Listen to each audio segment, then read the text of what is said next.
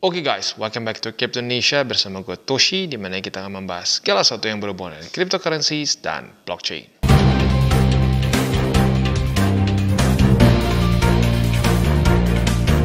Oke, jadi pada hari ini kita akan bahas mengenai dua hal. Yang pertama adalah bagaimana nasib Bitcoin setelah kehilangan EMA 20 dan 50.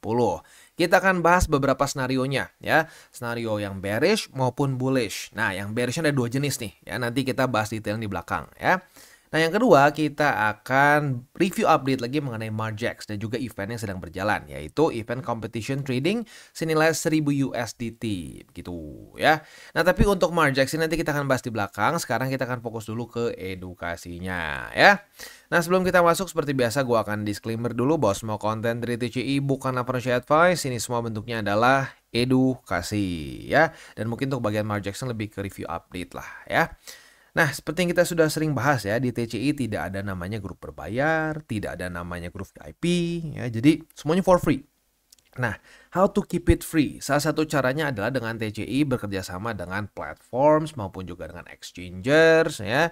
Supaya apa? Supaya lo semua tidak terbebani begitu. Karena lagi-lagi ya, menjalankan satu YouTube channel itu tentunya ada overhead cost. Nah, kita nggak mau membebani lu sama sekali, maka dari itu ya kita mereview berbagai macam projects. Tapi garis bawahi, review. Maka kita akan bahas semua dari sisi positif maupun negatifnya ya. Oke, langsung aja kita masuk ya. Jadi skenario pertama apa nih, Bang?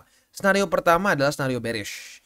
Nah, bearish ada dua jenis nih. Bearish yang pertama adalah bearish yang tanpa embel-embel fundamental. Ya, jadi ya kita tahu lah kalau fundamental belakangan ini cukup banyak ya, numpuk. Seperti Iran Israel, lalu perang tarif antara China dengan US, dan juga perang tarif antara Uni Eropa dengan US juga. Ya, jadi sebenarnya banyak ya. Nah, tapi kita anggap di skenario pertama ini tiga-tiganya ini lagi santai, nggak ada lanjutan berita apa-apa begitu. Nah, kira-kira seperti apa gambarannya ya apabila market bergerak tanpa banyak bumbu fundamental? Nah, kemungkinan besar pergerakannya akan seperti di sini nih ya. Seperti di April 2024, April sampai Mei awal lah ya. Nah, jadi saat dia kehilangan EMA 20 dan 50 yang sering kayak terjadi apa? Dia akan lanjut membuat ya lower low ya. Setelah terbentuk lower low ya, di sini contohnya dia itu ketahan oleh lower band. Setelah itu dia akan membuat apa? Lower high. Nah, lower high-nya biasanya tergantung nih, bisa ke reject lagi oleh EMA 50 ya. Atau kalau sudah terjadi death cross seperti ini, yang klasiknya sih gini ya, klasiknya terjadi death cross dulu. Nah, udah gitu ke rejectnya oleh apa? Oleh EMA 20. Begitu. Nah, jadi ini contoh ya, skenario yang mungkin terjadi terhadap BTC ya, apabila ya tidak ada tambahan bumbu-bumbu fundamental. Begitu. Dan ya historically speaking cukup sering terjadi seperti ini gitu ya. Cuman ya kadang-kadang ada yang lebih dalam low-nya, ada yang lebih ada yang lebih dekat-dekat ya, tapi in general dia akan membentuk pola normal ya, membuat lower low, lower high, lower low begitu ya. Nah, ini pola yang sebenarnya kalau mau lebih ideal. Kenapa? Karena biasanya dia akan lebih merespek support dan resisten. Begitu ya. Nah, yang serem itu apa? Yang serem itu adalah kalau sampai dicampur dengan bumbu fundamental ya. Contoh satu deh ya. Ini terjadi ya di sini, nggak usah jauh-jauh lihatnya ya. Ini terjadi di Februari 2025 ya, di mana awalnya saat jebol ya sudah nih, setelah jebol dia akan membuat low ya. Nah, setelah low mulai kerja di sini ya, lower high. Tiba-tiba terjun payung, pam ya, minusnya luar biasa di sini. Kita bisa lihat hanya dalam 3 hari saja BTC tiba-tiba drop dan minus sampai paling dalamnya 19%. Kalau dihitung dari week ke week ya, itu sampai nyaris 20% kalau kita bulatkan ya. Kenapa bisa terjadi seperti ini? Karena ditambah dengan bumbu fundamental begitu ya. Nah, sayangnya sekarang bumbu fundamental ini nggak lagi kekurangan, banyak sekali bumbunya sekarang ya.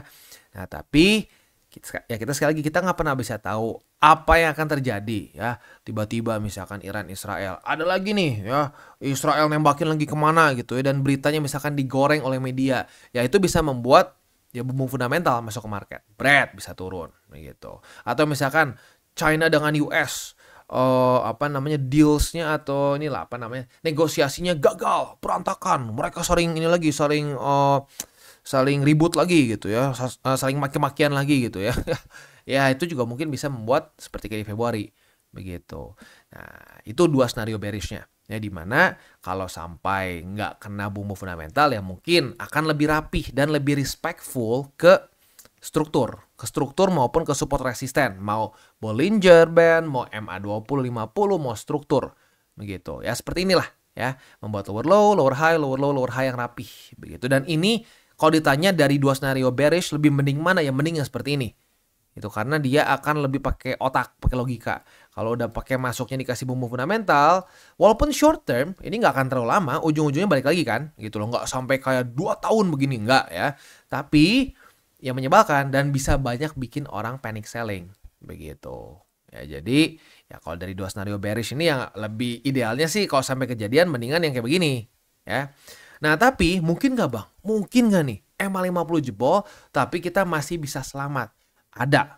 Ya, contohnya terjadi di sini. Di 2024 bulan Oktober ya. Setelah jebol, bahkan sempat ke reject seminggu, tahunnya naik lagi ke atas. Jadi cuma fake out. Itu bisa terjadi. Dan kalau mau ngomong secara struktur, ini juga udah pecah ya. Tadinya kan higher high, higher low, higher high, higher low, higher high. Nah, di sini terbentuk lower low, lower low, lower high, lower low. Wah, ya. Kalau dilihat misalkan kita nggak tahu di sini ya, kita nggak tahu bagian sini nih. Kalau kita waktu masih lagi secara live melihat chart di sini, ya normal kalau kita berpikir, wah udah nih ada kemungkinan bisa drop lagi kan. Nah, tapi pada faktanya enggak, dia bisa diklaim juga. Ini bisa terjadi, tapi kalau mau ngomong sejujur-jujurnya, nggak terlalu sering terjadi seperti ini. Biasanya kalau kehilangan 20 dan 50, momentumnya lanjut lagi lebih dalam, begitu ya. Dan gue harus bilang juga, ya nggak tahu lo ingat atau enggak ya, tapi di Oktober 2024 ini memang udah lumayan ada hype nih untuk BTC. Kenapa? Ya karena ada reclaim BSB, ada statistik lain yang bermain. Begitu, di mana ya kita sudah sering bahas ya. Ya di sini terjadi pantulan di BSB di weekly. Begitu. Nah, sayangnya sekarang belum ada yang seperti itu. BSB masih cukup jauh di bawah. Ya kita di sinilah kita lihat satu aja ya. MA20 di weekly-nya ini masih sangat jauh, masih di angka 94.500-an. Begitu. Jadi belum ada pantulan di BSB. Nah, maka dari itu, ya scenario yang bullishnya ini nggak terlalu besar chance-nya bisa terjadi. Ini cenderung kecil sekali bisa terjadi. Tapi tetap ada potensi. Begitu ya. Ya, jadi itu 3 scenario yang bisa terjadi ya di market setelah kehilangan MA50 dan 20. Mana yang bakal kejadian? Ya kita nggak tahu. Kita bukan dukun yang punya bola ajaib yang tahu masa depan. Tapi gue udah mempersiapkan dulu nih. Kemungkinan besarnya ya 3 ini. Ya, walaupun yang ini sekali lagi gue kasih tahu ya, untuk yang scenario bullish ini highly unlikely, begitu, karena di sini ada statistik lain yang bermain, begitu. Dan kalau lu cek terus ke belakang nggak terlalu sering yang terjadi seperti ini. Lebih banyaknya antara dropnya normal begini tanpa bumbu fundamental atau drop dengan bumbu fundamental yang buat sakit perut, begitu. Ya, ya udah itu aja. Gitu. Nah, dalam masa-masa seperti itu, kita bisa ngapain? Ya, kita bisa terus DCA kalau secara spot ya. Nah, kalau buat lu yang sudah bisa trading futures, ya lu juga bisa ya buka 2 arah. That's the beauty of futures. Lu bisa nge-long maupun nge-short. Jadi dalam kondisi market drop pun lu bisa tetap profit. Begitu. Nah, untuk trading futuresnya boleh pertimbangkan di mana? Boleh pertimbangkan di Margex. Nah, kenapa di Margex? Alasan pertamanya adalah mereka ini sedang ada event trading competition ya. Nah, untuk trading competition ini price poolnya senilai 1000 USD ya.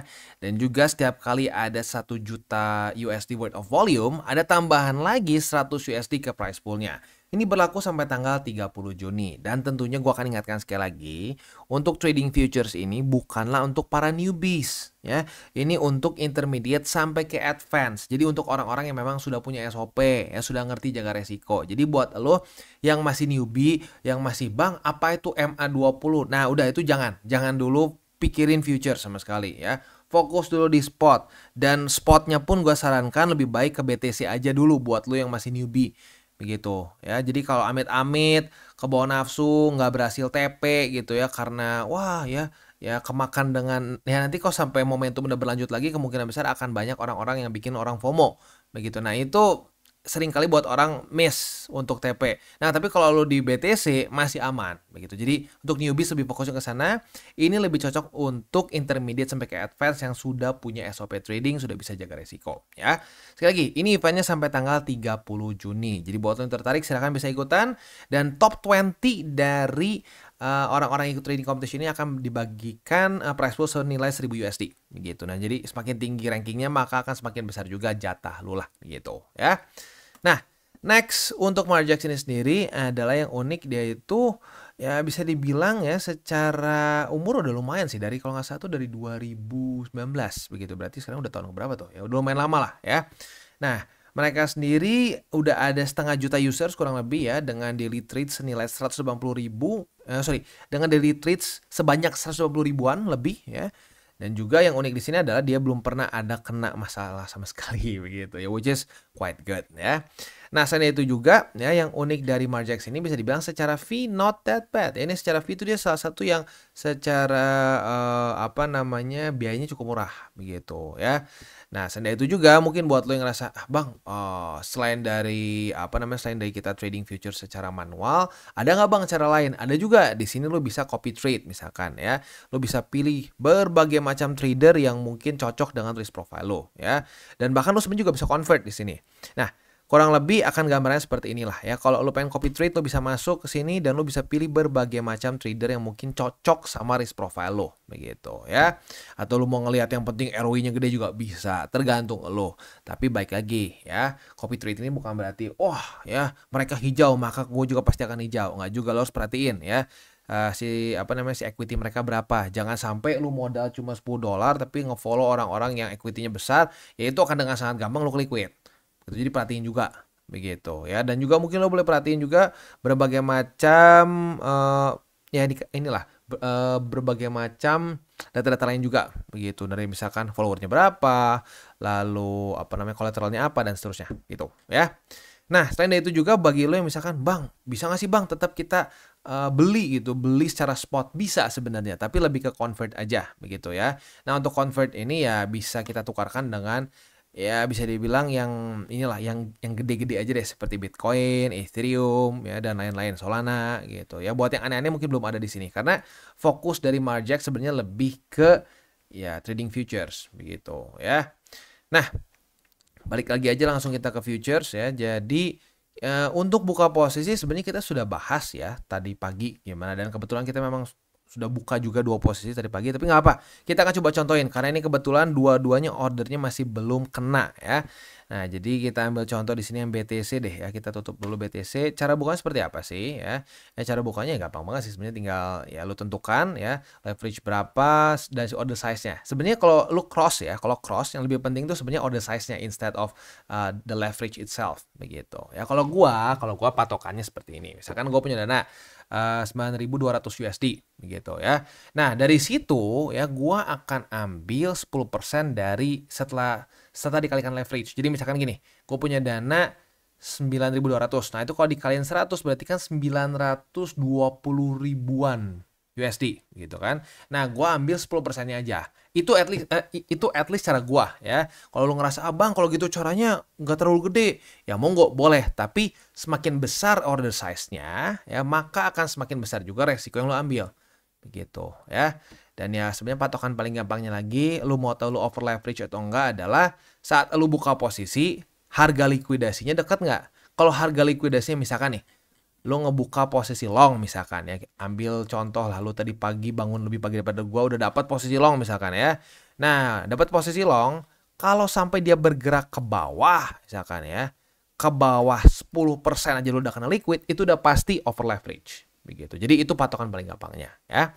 Nah, teknisnya seperti apa ya udah gua kasih lihat lagi aja ya. Limit misalkan di angka 103.000 lebih 62 USD. Ya udah berarti begini ya.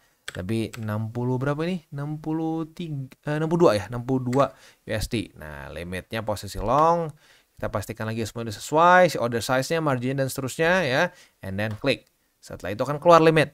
Begitu. Kalau market ya lu langsung buka di harga running itu juga. Begitu. Jadi itu bedanya limit dan market gitu ya. Itu sih kurang lebih ya caranya untuk kita buka posisi begitu. Dan ya sekali lagi gue ingatkan, ini bukan untuk para newbies yang masih belum punya SOP trading, bukan untuk yang masih belum ngerti konsep dari trading futures ya. Ini untuk yang sudah intermediate sampai advance aja. Untuk yang masih newbie, udah fokusnya di spot dulu aja ya.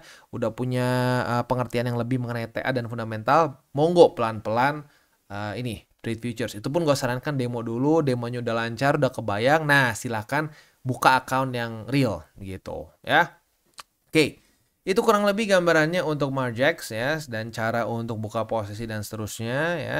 Sekali lagi untuk event dari Margex ini masih berlaku sampai tanggal 30 Juni ya. Jadi buat lo yang tertarik untuk ikutan trading competitionnya boleh pertimbangkan untuk ikut karena memang masih ada waktu juga ya. Plus ya di sini pun lagi-lagi di Margex juga banyak hal yang kita bisa lakukan. Seperti lu bisa ada claim bonus up to 10,000 USD ya, dan banyak lagi lah gitu ya. Ya udah sih kurang lebih seperti itu, dan lu trade-nya pun bisa di website ya seperti di sini ya kayak kita biasa lakukan ya, atau bisa juga lu lakukannya itu di ini di app ya. Di sini tentunya lu bisa apa namanya Apple bisa ya maupun Android juga bisa gitu ya. Oke, itu kurang lebih gambarannya ya, dan ya buat lo yang tertarik untuk coba silahkan bisa coba ya. Jadi ya gini, kalau gue pribadi sih selalu berpikirnya gini ya. Gue di TCI tidak ingin membebani orang satupun ya, member TCI untuk kasarnya mendapatkan ilmu dari TCI. Kita semua pengennya for free ya. Nah, tapi misalkan kalau lu memang sudah bisa trading futures juga gitu ya, lu memang ya sehari-harinya sering trading futures, nah mungkin boleh pertimbangkan untuk menggunakan link reflector di bawah karena itu sangat membantu perkembangan dari TCI begitu ya. Tapi sekali lagi semuanya bentuknya sukarela, nggak ada pemaksaan sama sekali karena memang tujuan dari awal dari TCI adalah untuk bisa mengedukasi sebanyak orang mungkin ya. Sebanyak mungkin orang, sorry, kebalik. Gitu kurang lebih ya. Sip, balik lagi ke bagian ini ya, yang tadi lagi EMA 20 dan 50. Ya, jadi ya memang jujurnya nggak ideal. Ya, nggak ideal EMA 50 ini jebol gitu. Tapi ya seperti yang udah sering bilang sebelum-sebelumnya ya, tugas kita itu ya bukannya nyuruh market ngapain gitu. Wah, gua suruh nih market kembali ke atas begitu ya. Faktanya nggak bisa disuruh kan. Ya maka dari itu tugas kita bereaksi. Nah ini udah jebol nih. Ya udah jebol ya sudah, berarti kita mungkin dikasih kesempatan untuk bisa DCA lagi ke bawah begitu. Jadi jangan distresin, trading tuh jangan distresin. Itu kadang-kadang gue juga jatuh ke dalam lubang yang sama itu zaman dulu ya. Dimana gue ngerasa, aduh ini gue perlu naik nih, gue perlu naik ya. Udah nggak kejadian, wah gimana sih market? Jadi kayak marah-marah ke market gitu ya. Itu jadi bikin satu capek, dan yang kedua lu jadi ya punya mindset yang salah seperti itu ya. Dengan lu sadar secepat mungkin bahwa lu tuh nggak bisa kontrol market, apalagi nyuruh-nyuruh market ya. Ya, lu jadi semakin cepat ya memiliki apa namanya memiliki cara berpikir yang tepat sehingga lu jadi nggak stres gitu. Karena gini, kalau sampai lu udah stres di market ya, itu ujung-ujungnya lu akan pakai emosi, dan kalau trade pakai emosi itu adalah resep paling mudah untuk boncos begitu ya. Jadi ya kalau untuk spot caranya DCA ya, please hindari ya cara berpikir seperti ini karena banyak ya. Aduh bang, kan dari dari judul mending ya, dari video kadang-kadang orang cuma baca judul. Kan dari judul lo katanya ini jebol nih bang.